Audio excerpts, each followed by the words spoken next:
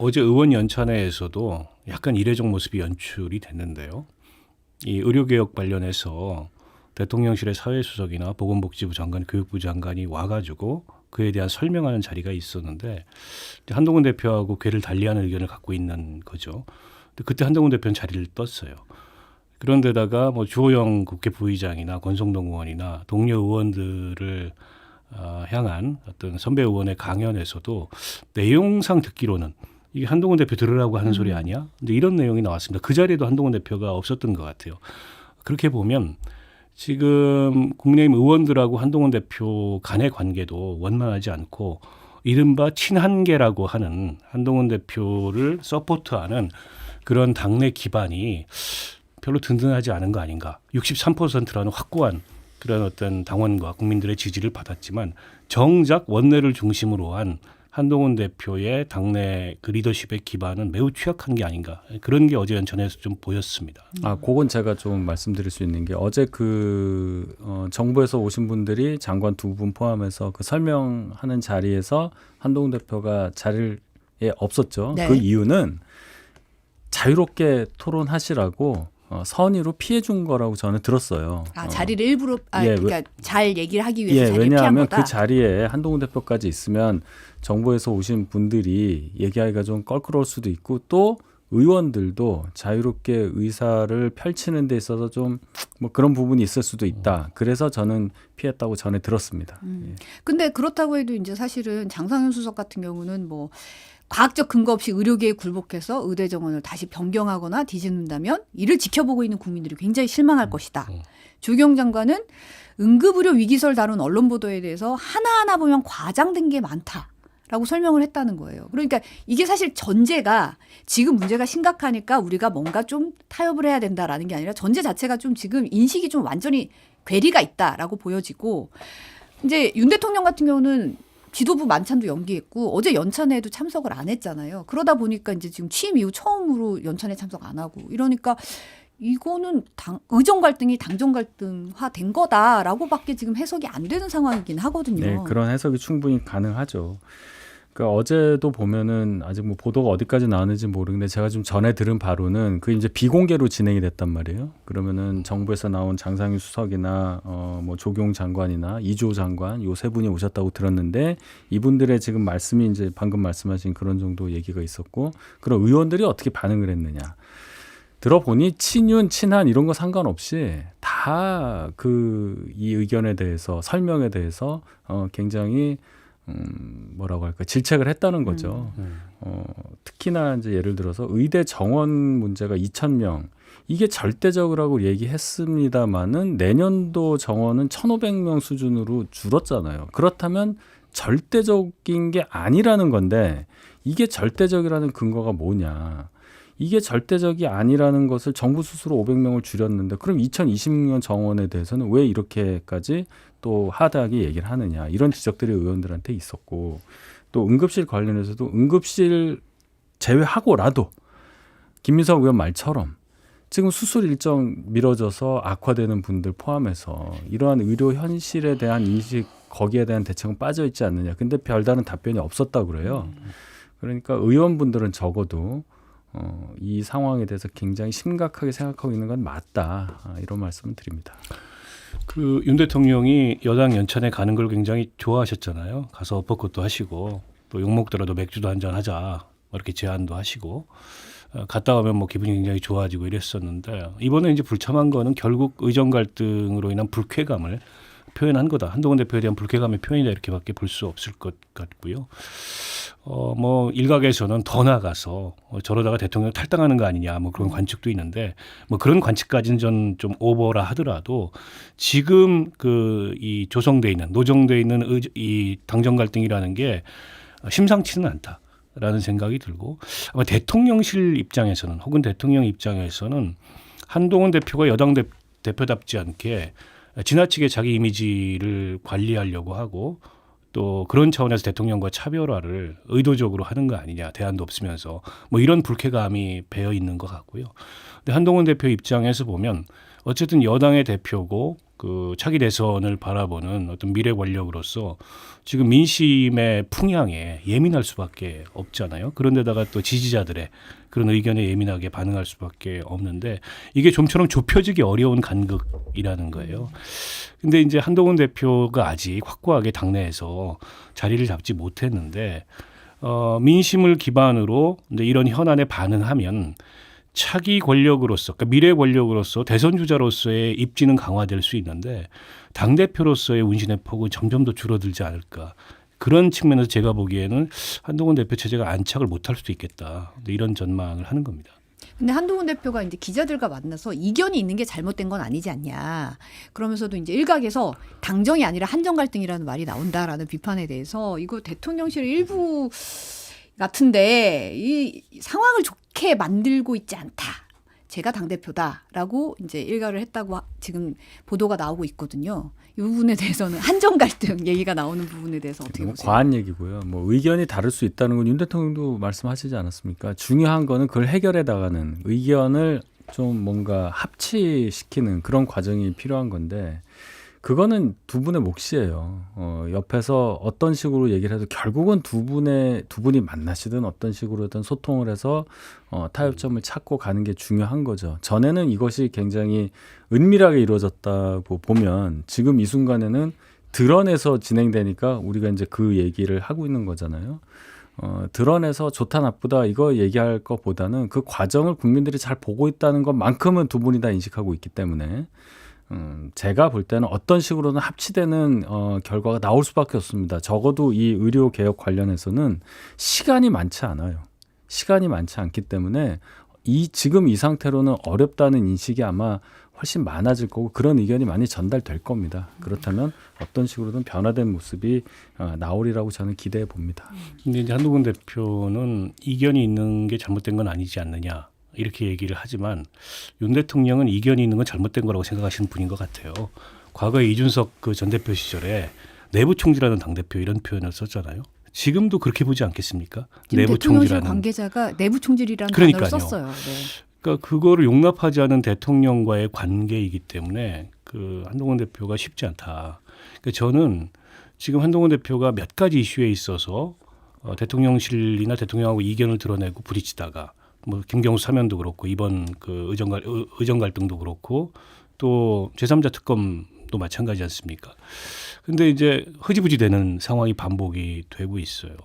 그러니까 저는 대통령과 부딪히는 게 중요한 게 아니고 지금 한동훈 대표 입장에서는 당 대표로서 당을 지휘할 수 있는 확고한 리더십을 어떻게 만들 건가 이게 초점일 것 같습니다. 그래서 의료 대란에 관해서도 민심을 수용해서 뭔가 중재안을 만들어야 된다고 한다면 총리나 대통령실에 그걸 던지는 것 못지않게 더 중요한 건 당의 그 주류적 의견으로 당론으로 그걸 만드는 게 중요하다고 생각해요. 근데 한동훈 대표가 모르겠습니다. 자신감이 없어서인지 아니면 기반이 약해서인지 당 내부를 향한 그런 정면 돌파나 뭐 정면 승부 이런 건 아직 보여준 적이 없어요. 3자 추천 특검도 그냥 민주적 절차에 따라서 토론하겠다고 시간만 끌고 있고 지금 이 문제도 언젠가 시간이 가면 지금 의원들도 이제 국민들 목소리에 더 귀 기울이고 이런 중재안이 불가피하다는 걸 수용하지 않겠냐 뭐 이런 식의 태도를 보이고 있는데 당 대표이기 때문에 여당의 대표이기 때문에 그보다 더 적극적으로 본인이 갖고 있는 의견이 있다면 그 의견을 가지고 당을 설득하기 위한 노력을 해야 되는데 아직 그런 게 좀 잘 안 보이고 그런 면에서 좀 계속 이 리더십의 불안정성이 보이는 게 아닌가 싶어요. 당내 의견을 이제 모으는 과정 어떻게 해야 될까가 중요한데 일단 한동훈 대표라는 분이 가진 특수성을 좀 우리가 생각을 해야 될 여지가 있다. 기존에 정치를 하시던 분이 아니고 또 의원도 아니에요. 법무부 장관을 하다가 갑자기 저희 당의 비대위원장을 해서 총선을 치르고 그 한 108일 정도 한 거예요. 그러다가 나갔다가 다시 전당대회 통해서 들어온 지가 한 달 이제 좀 넘었잖아요. 그렇다면 아무리 당대표를 하더라도 이 당 소속 의원들과의 어떤 친근감, 어떤 신뢰관계 이런 걸 형성하기에는 시간적으로 굉장히 부족한 상황이다. 그래서 왜 이렇게 당내 의견을 모으는데 이렇게 성과가 없느냐? 한동훈 대표를 따르는 의원 숫자가 왜 이렇게 적으냐 이렇게 말씀하시는데 과거의 어떤 당대표들의 기준에 따라서 판단할 문제는 절대 아니라고 생각을 하고 본인도 굉장히 노력을 하는 걸로 저는 알고 있습니다. 사람이 뭐 한두 번 밥 먹었다고 신뢰관계 생기는 거 아니잖아요. 어쨌든 이슈에 대해서 합리적인 근거를 가지고 접근하는 한동훈 대표의 스타일상 그것을 무기로 당내를 설득하는 과정을 밟을 걸로는 보이는데 그런 과정에서 의원들과의 신뢰관계도 저는 형성되리라고 생각합니다. 사실 지금 최상범 특검 문제라든지 김건희 여사 검찰 조사에 대해서 윤석열 대통령 답변이 있었어요. 영상 잠깐 보고 얘기 나누겠습니다. 저도 방송을 통해서 잠깐 이렇게 봤는데요. 뭐 이미 거기서 뭐 외압의 실체가 없는 것이 자연스럽게 드러난 게 아닌가 생각을 하고 수사 결과를 거의 뭐 책을 내듯이 이렇게 발표를 했고 제가 볼 때는 뭐 언론에서나 많은 국민들이 그 수사 결과에 대해서 뭐 특별한 이의를 달기가 어렵다고 저는 보고 있고요. 여러 가지 고려를 해서 또 조사 방식이라든가 장소가 정해질 수 있는 거라고 생각합니다. 저도 검사 시절에 전직 대통령 부인, 전직 영부인에 대해서 멀리 뭐 자택까지 직접 찾아가서 조사를 한 일이 있습니다. 가족과 관련된 일이라면 더더군다나 거기에 대해서는 언급 안 하는 게 맞고요. 어떻게 들으셨어요? 아니 아예 언급을 안 하시지 조사 방식에 대해서는 저렇게 이제 좀 정당화하는 말씀을 하셨는데 지금 대통령께서는 검사가 아니시잖아요. 검사 시절에 나도 이렇게 했기 때문에 지금 검찰이 하는 게 문제가 없다는 거는 여전히 검사스러운 인식이고요. 어쨌든 영부인이 명품백을 국민들이 지켜보는 가운데서 받은 이 초유의 일이지 않습니까? 그에 대해서 사법적인 그 시시비비 이전에 국민들의 정서적인 어떤 분노나 문제의식이 굉장히 커요. 그럼 잘못됐다는 걸 인정하고 그리고 어떤 방식의 수사든 겸허하게 받겠다. 그런 차원에서 봤을 때 국민 눈높이에 좀 부족함이 있었다. 이렇게 접근하는 게 맞는데 마치 그런 수사 방식에 아무 문제가 없다는 식의 언급을 하시는 건 여전히 본인의 검사 시절에 이렇게 했기 때문에 지금도 그 문제가 없다. 그러니까 이게 원칙, 뭐 상식, 공정 이런 기치로 집권을 하셨는데 결국 그런 어떤 가치라는 거나 그런 기준이라는 게 전부 내로남불이구나 이렇게밖에 생각이 안 들고요. 그리고 국민들이 검찰 최혜병 사건 수사 결과에서 이의를 제기하기 어려울 거다 이렇게 말씀을 하시는데 이미 언론도 국민도 이의를 제기하고 있잖아요. 저기서 현실 인식의 괴리가 좀 너무 크다고 보고 결국 야당이 주장하는 특검의 명분만 더해준 그런 대통령의 현실 인식이 아닌가 싶습니다.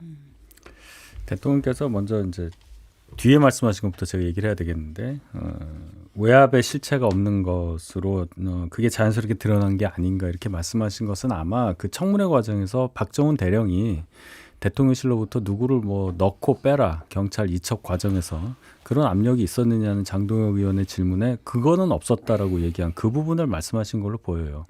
뭐 다른 대통령실 관계자라든지 뭐 국방부 관리라든지 이런 분들 사이 통화가 몇 번 있었고 이런 얘기가 많이 있었잖아요. 중요한 건 그럼 이것이 원인이 돼서 뭔가 박정훈 대령에게 전달이 돼서 이첩 과정에서 뭐가 있었냐 이러면 뭐 이 스토리가 될 텐데 박정훈 대령 본인이 이첩 과정에서 대통령실에서는 압력받은 게 없다라고 얘기를 했기 때문에 그렇다면 대통령실에서 어떠한 영향도 없었다고 봐야 되는 거 아니냐 이첩 과정에서 아마 그 말씀을 하신 걸로 저는 생각을 하고 이 김건희 여사 수사 관련한 부분은 저는 이렇게 봅니다. 전직 대통령의 배우자에 대해서도 출장 조사를 한 경험이 있는데 하물며 현직 대통령의 배우자에 대해서 자택이 아닌 제3의 장소에서 한 것이 그렇게 특혜로 보여질 여지가 있느냐. 그리고 경호 측면에서 봐도 전직 대통령의 배우자와 현직 대통령의 배우자의 경호 수준은 너무나 차이가 많은데 그 과정에서 그 경호 수요 때문에라도 검찰청에 직접 출두해서 조사받는 것이 어려웠다. 아마 이 말씀을 하시고 싶었던 게 아닌가 저는 그렇게 해석합니다. 근데 사실 이런 와중에 김건희 여사가 지난주 서울의 한 쪽방촌에서 자원봉사했던 게 공교롭게도 어제 뒤늦게 알려졌거든요. 이제 4시간 정도 자원봉사자들과 함께 이제 쓰레기 줍고 쪽방 실내 청소하고 도배 작업도 도운 게 이제 사진도 공개가 됐어요.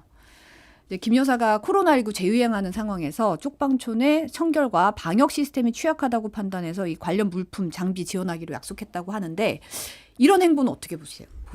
저는 뭐 대통령이 배우자로서 당연히 하실 수 있는 그런 행보라고 보고, 이게 이제 뉴스가 되는 게 왜 자꾸 그런 김건희 여사가 자꾸 이 언론에 나오느냐, 뭐 이 관점으로 말씀하신 건데, 그거 김건희 여사가 가지고 있는 의혹 때문에 그러면 활동을 하면 안 된다 이렇게 얘기하는 것은 논리적이지가 않아요. 대통령의 배우자라는 지위는 여전하기 때문에 오히려 이런 활동을 안 한다면 거기에 대해서 지적을 하는 것이지, 이런 당연한 활동을 하는 것에 대해서는 뭐 당연히 문제 삼을 여지가 전혀 없고 하실 활동을 잘 하셨다, 저는 그렇게 평가하고 싶습니다.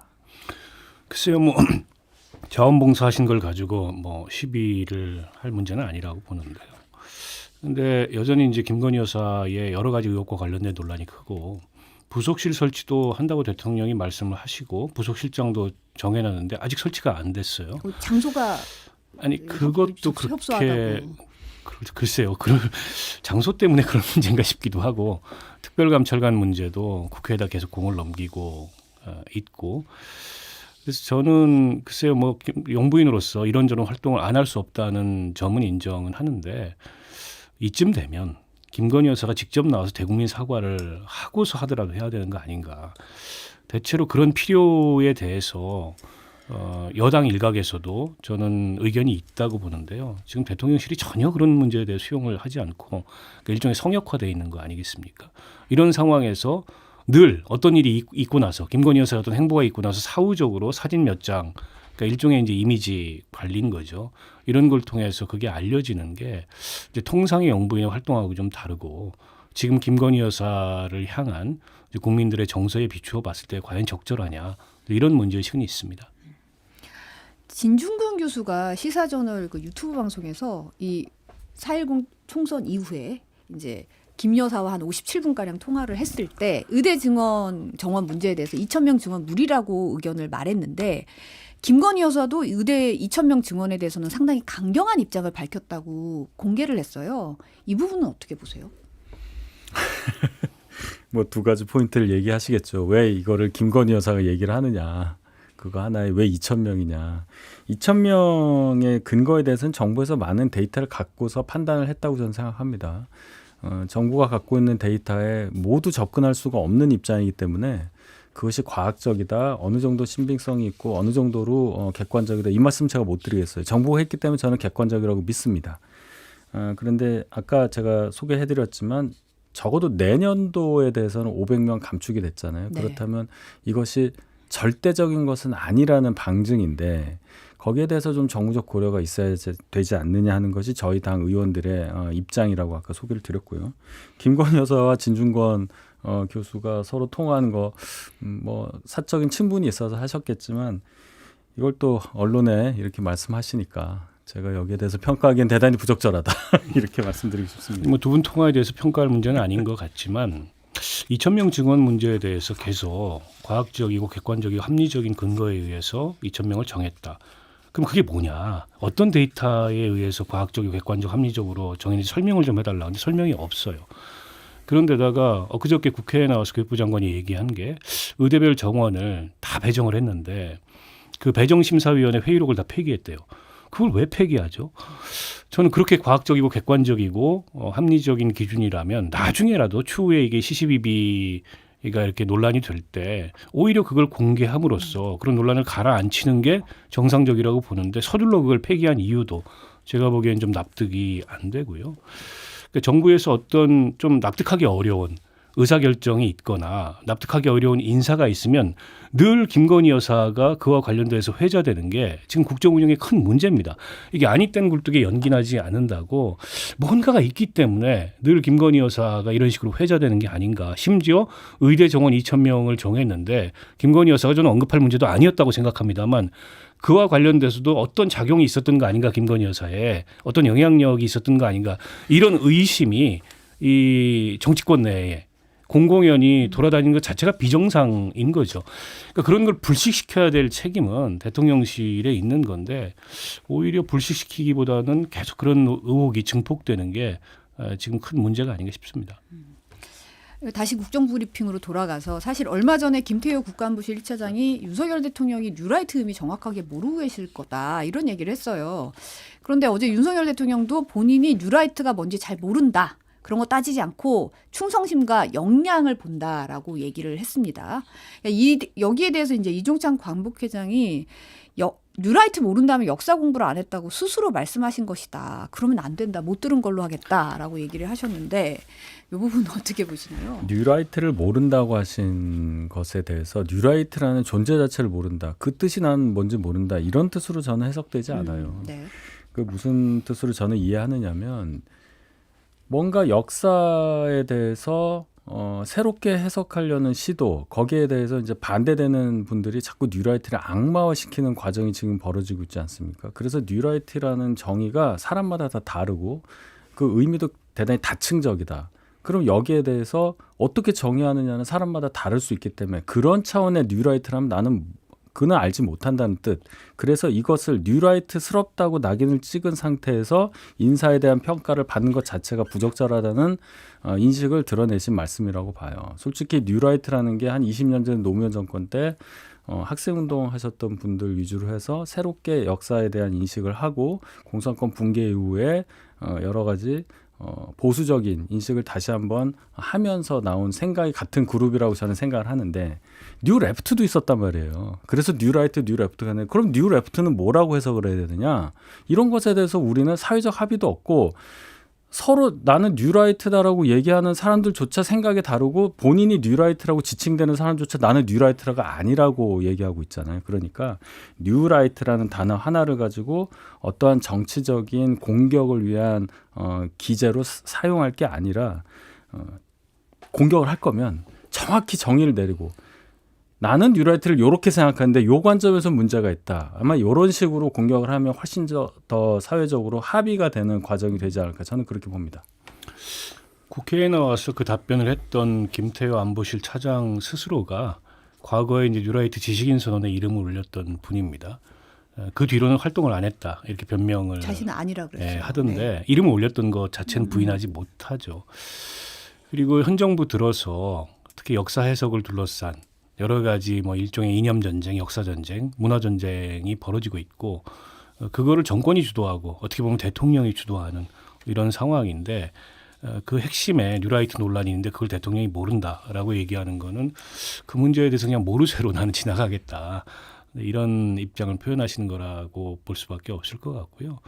저는 뭐 뉴라이트에 대해서 여러 가지 해석이 있을 수 있습니다만 적어도 역사 해석을 둘러싼 논란에 있어서 이제 식민지 근대화론을 설파하는 사람들 그리고 48년 8월 15일 건국을 주장하는 사람들 그게 이제 뉴라이트 인사들이었습니다. 그리고 지금 정확하게는 이 정부 주변에서 역사 해석에 대해서 일어나고 있는 논란의 초점도 쟁점도 거기에 저는 있다고 보고요. 김영석 독립기념관장 같은 분을 굳이 독립기념관장으로 임명하지 않아도 대한민국의 독립기념관장으로 일할 만한 우파 인사들이 저는 없지 않다고 생각해요. 근데 하필 왜 그런 인물들을 콕 찍어서 독립기념관장으로 임명하고 한국 중앙연구원장으로 임명하고 또 그 과거사위원회 진실화해위원회 위원장으로 임명하고 때문에 이 논란이 좀 커지는 거 아니겠습니까? 근데 인사권자가 나는 거기에 대해서 염두에 둔 바도 없고 아는 바도 없고 단지 무슨 이 애국심과 열정과 이런 것만 본다. 그게 잘못된 애국심이고 잘못된 열정일 수 있는 거잖아요. 근데 그런 점에 대해서 야당이 지적하고 국민들이 지적하는 거에 대해서 대통령이 조금은 겸허하게 그 상황을 좀 인식하셨으면 좋겠다 이런 생각입니다. 오늘 발표된 갤럽 조사가 윤석열 대통령 국정 지지율이 23%를 기록했어요. 이게 이제 지난 4월 말에 21% 기록한 이후에 취임 후 두 번째로 낮은 지지율을 기록한 건데요. 이제 한국갤럽이 지난 27일부터 어제까지 전국 만 18세 이상 1,002명을 대상으로 조사한 결과인데 긍정평가는 직전조사보다 4%포인트 내린 23%였고 부정평가는 직전조사보다 3%포인트 오른 66%로 나타났습니다. 어떻게 해석하십니까? 이 결과.